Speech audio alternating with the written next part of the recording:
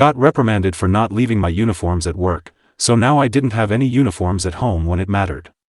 A couple of years ago I was in the Navy, and assigned duties on board a ship. At the start of the story, I was an extremely junior service member. Lowest rank in my shop.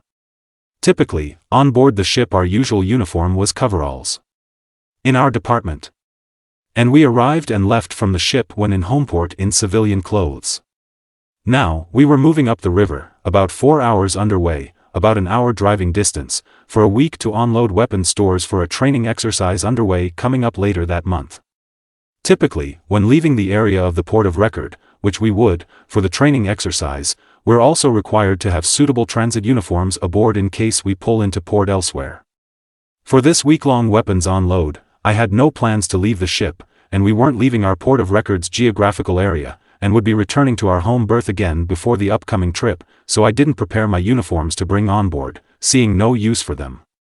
At the last minute, our medical department scheduled medical appointments on our behalf at a small satellite clinic at the weapons station, with no input of our own, and informed me I'd have a dental appointment while there. I immediately went to my supervisor with the issue, because I had no suitable uniforms for off-ship use on board, and we were required to attend medical appointments in uniform. I get written up for not having my uniforms.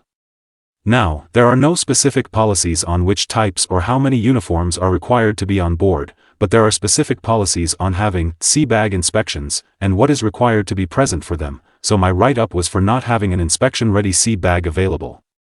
Copy that, makes sense. When we get home that weekend, I move all my military uniforms aboard, bringing a full inspection-ready sea bag to the ship as required, and leaving no uniforms at home. Everything's peachy. Fast forward a few years, and I have commanding officer's approval to miss an upcoming late-minute rescheduled underway due to prior scheduled leave in order to re-enlist. While I'm halfway across the country re-enlisting, my department fails an important inspection for our deployment workups. The inspectors work with the ship's command to reschedule, and they adjust the underway schedule last minute again. Now they're getting underway for a re-inspect the night before my leave ends, and the re-inspection starts the day I return from leave. The inspectors will be ferried to the ship the morning of by water taxi. They ask me to curtail my leave a day early, buy new tickets, and show up to help with this re-inspect. I inform them that I would prefer not to dole out thousands of dollars of my own money for last-minute changes to travel arrangements, because of their failure, but understand if ordered I can financially do so. Since my leave was approved by the CO to miss an underway, I'd like verbiage from the CO that my leave has been rescinded, recalling me. And if I receive such, it'll make me question my dedication to re-enlisting in a Navy that doesn't care about my financial well-being, meaning I'll leave the 6 months earlier than they expected, when I get out of the Navy instead of re-enlist, and won't return with signed re-enlistment papers. They balked, of course, and had me report the day my leave was originally planned to end. They decided I'd catch a ride with the water taxi, and all the senior officer inspectors, for the hour trip to meet the ship. Sounded interesting. The stinger? I asked them what I should wear for the water taxi ride, as all my uniforms were on the ship. They freaked out and asked why all my uniforms were on the ship, naturally. I explained I was ordered to do so by my supervisor and received a counseling chit for not having left all my uniforms on the ship previously.